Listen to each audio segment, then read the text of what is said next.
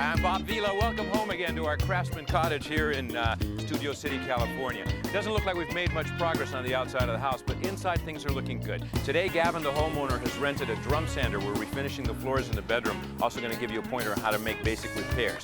And a trip to San Marino, California to look at these incredible gardens, the Huntington gardens, where they have Japanese plantings that will be echoed here in our backyard. Also, our countertops are here. They're made of alderwood. Stick around. It's good to have you home again.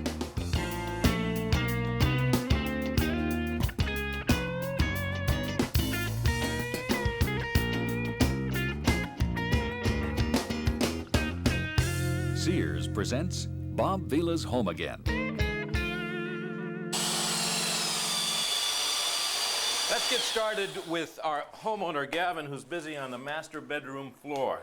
And you've already done some of the repair here, right? All this patching work? We used a red oak wood filler to patch in all the imperfections. Yeah, this is an oak floor, and I guess it's 75 years old, but it certainly had a lot of dings in it. And one of the reasons is the thickness. The original 1920s floor is what we call a veneer flooring. It doesn't have much beef to it. And the new material that's available is thicker, so that when you do a patch, you end up with extra material that has to be worn away with the belt sander. And that's what you're in the middle of doing, right? Now, the amount that you got to take off is not quite 1/8 of an inch. How's it going? It's slow. Yeah. Well, you got a good tool here. You got about a 20-year-old Craftsman belt sander. And the main thing is to stay with the grain until you get close to the match over here. Don't overlap, you know, both. But the hard work, the challenging work, was removing the flooring that was damaged by bugs and then replacing this. Watch. The hardwood flooring throughout the house is what we call veneer oak flooring. It's not 3/4, but more like 3/8 of an inch thick. And it's real oak. It's good stuff, but LA is not impervious to termite damage. And we actually have found several pieces here in the bedroom that are really, really badly damaged. So Cortney's already yanked them out. And did you find this thickness wood for the replacement pieces? No, actually we found a select 1/2 inch, and we're going to have to just take the coarse belt sander and sand it down. But it will line up in terms of the tongues and grooves, right? Yes. Did you want to put a bead of glue on the inside of this? All right. And just since we can't get a nail back there, we'll... Yep.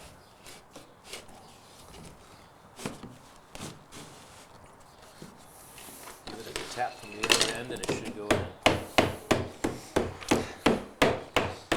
How's that end down there? One more hit. Good, good, good, good. So that'll sand down, as will the rest of these pieces that have to be fitted in.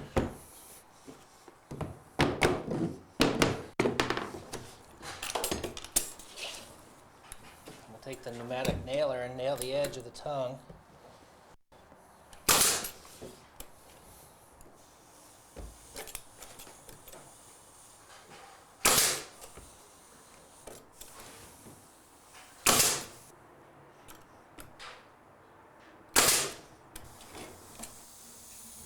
Yeah, using plenty of glue is a good idea in a repair like this. Okay. And now, before you put in the last piece, let me just take a closer look, because in order to get this last piece in there, you have to wedge it in, and you've ripped off half of the groove part. Right, so that'll the wood. help me so that'll seat just it on set top. down, right? And then, well, let's watch you do it. You just have to fit it in. Okay, what I'll Get more glue on it. do first is glue this tongue.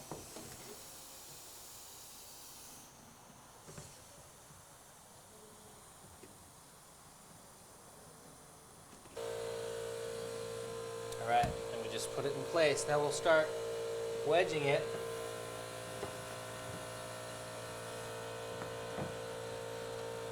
Try to line it up.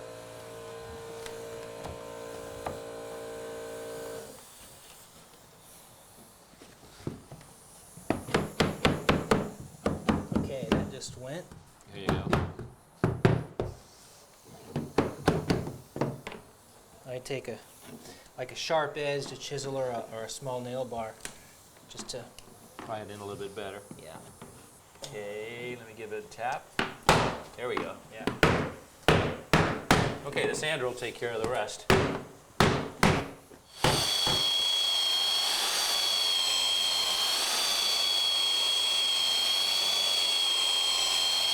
right, let's take a look at it. It's doing a good job, isn't it? It's doing a great job. Yeah.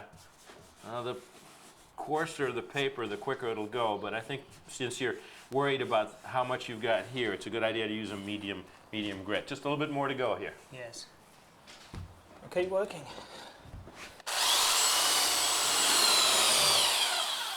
Okay, let's. Yeah, it's pretty good. Pretty good. Ready for the drum sander, but let's sweep up a little bit first. Sure. All right, now, so you rented this drum sander right here in Studio City? Yes. How much do they get a day? About $35 plus the cost of the belts. Plus the belts, which are already on here, and they're just the right grit. Okay, now, have you had a little experience doing this? Yes, I've done another house with it. Good for you. You know what it's like. All right, get started. Let's see how that patch comes out.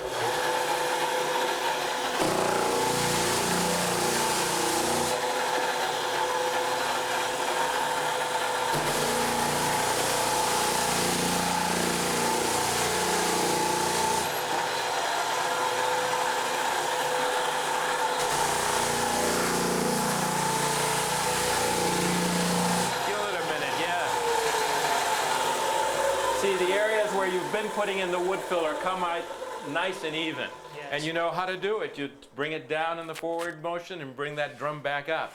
Hey, it's a one-man job. Have a lot of fun. You know, this worked out very well, though. This added dressing room here off the master bedroom, which again connects with kind of a secret pocket garden that's going to have an oriental flavor. We're going to get to that next week. But first, we did some investigating. Next, we'll make a visit to a very special location, so stick around.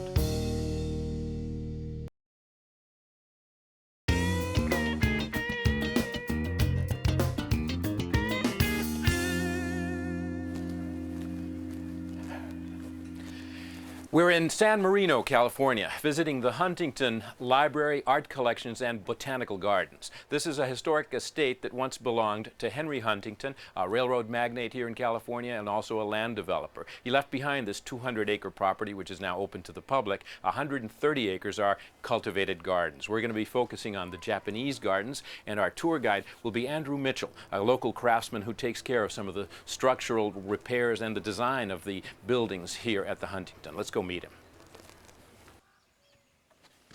Now, what are the essential elements of the Japanese garden? We have earth, we have water, we have atmosphere, we have rock, we have plants. Now, atmosphere, this bridge is kind of atmosphere, right? Absolutely. It doesn't seem like a very functional bridge. Climbing up here is a bit of a chore. It is. In fact, this bridge is here for viewing only, preferably from the water in a boat at night with the moon viewed through the arch. Now, this bridge, you actually restored it, right? That's correct. We restored this bridge about 4 years ago. It was painted orange in the Chinese style, but this garden is decidedly Japanese in nature due to the house. Well, tell us about that. What's the story with this residence up here? This structure originally was imported for the International Exposition in Golden Gate Park in San Francisco, the turn of the century, late 1800s actually. Let's go take a closer look. Okay.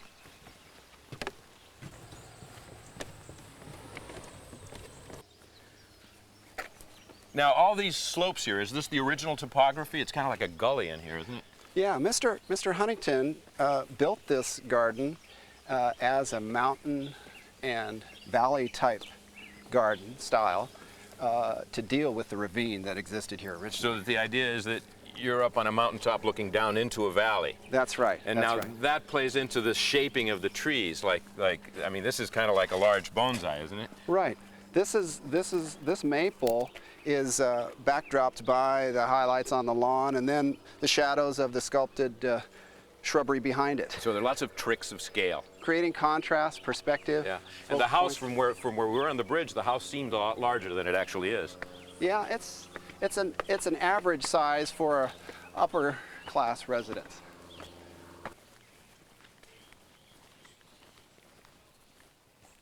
So this Japanese residence then would be representative of the late 19th century, is that what you said?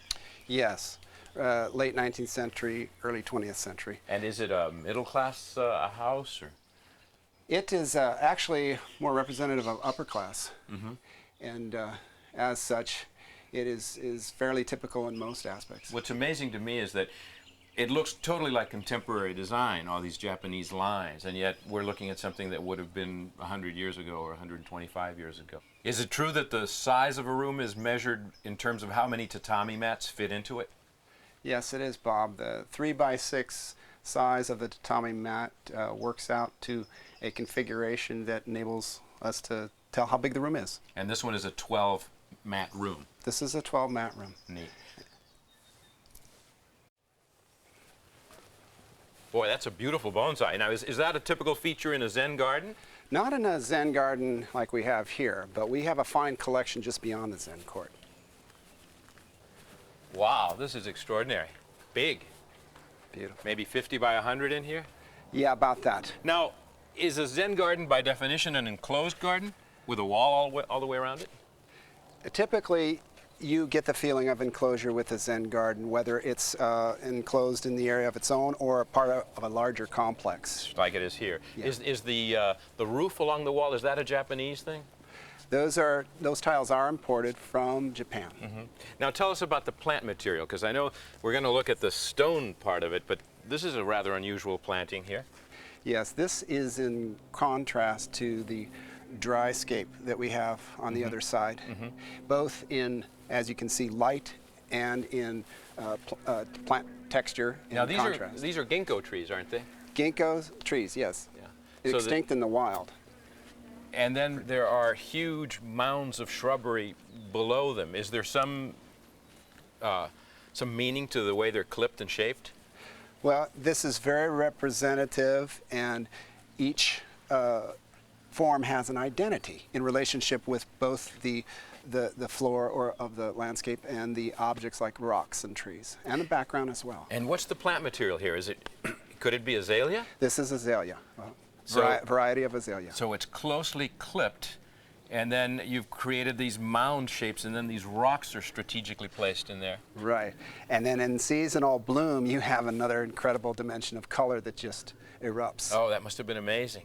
Beautiful. All right, then the part of it here that's green is in total contrast to what you see in front of you over here. This is all really pebbles and river stones and gravel, right? Right, we're approaching a higher level of Zen concept here in garden design. Well, tell us more. What is this supposed to be representing? I mean, the whole thing is raked out very subtly, and you can see the ridges here.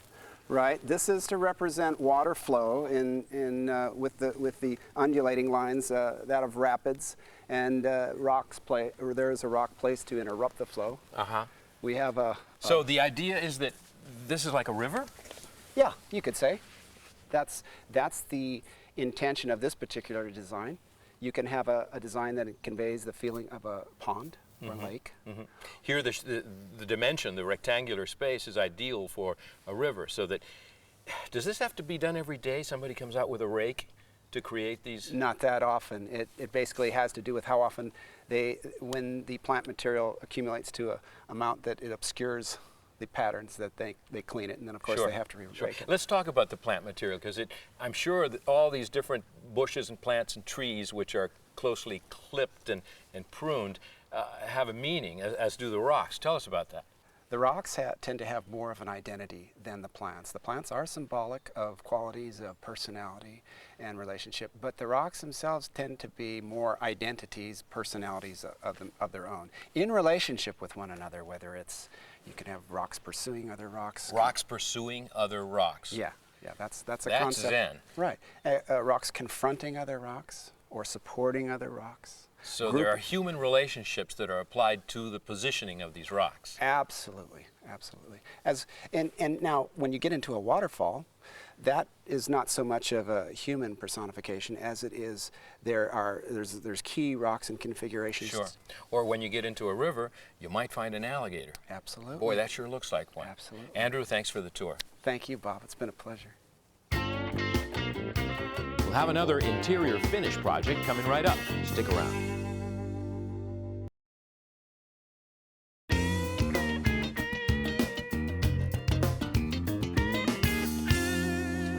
Hey, Courtney, how you doing? Good, Bob. Boy, that Kohler sink looks wonderful. That apron front really is going to fit nicely in this kind of 30s looking kitchen.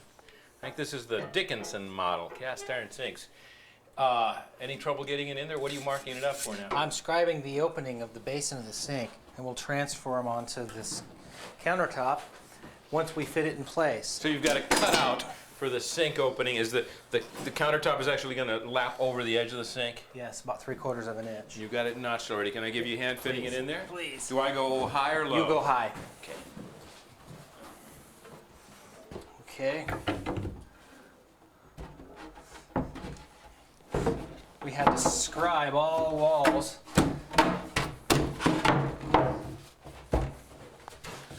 Okay, so now this is the line where we'll be putting our cuts on.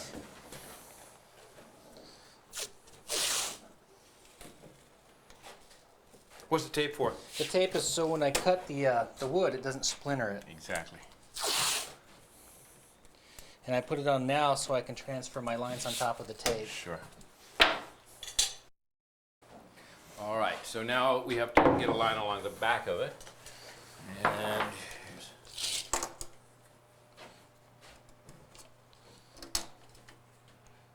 here as well, it's 6 3/4. I want to put my tape down.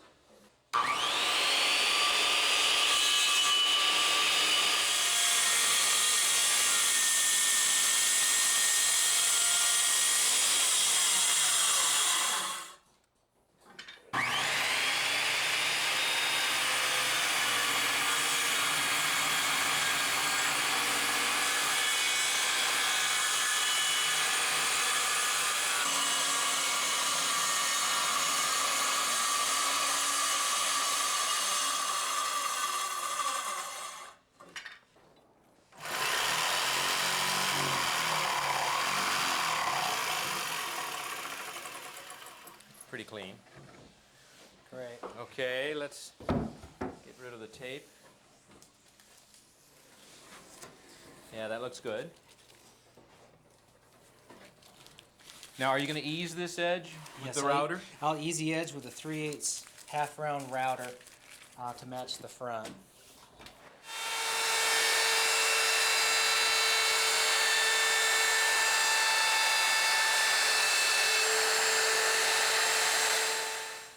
All right, shall we try it? Let's do it.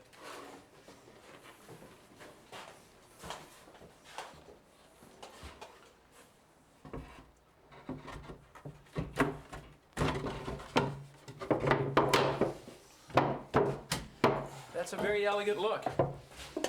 Just a bit of a rim behind it. That'll, of course, get caulked in. Now, is there a backsplash that goes in there? Yes.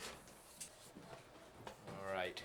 And so the kitchen sink faucets will be right there. I'll tell you, anytime you're using wood next to water, you're going to have to seal this from the back and from the front before it's permanently installed. Yes. And put a good hard finish. And they're probably going to have to maintain it every year.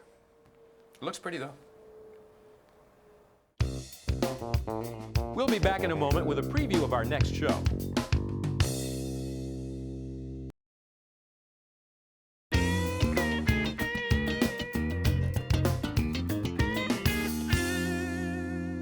That wraps things up for this time. Come home again next time. It'll be our final visit here at the little Sears Catalog House in Studio City, California. We'll be showing you all the completed interior rooms as well as the exterior and the garden. In fact, we're going to be putting in a little Zen garden of our own. Till then, I'm Bob Vila. It's great to have you home again.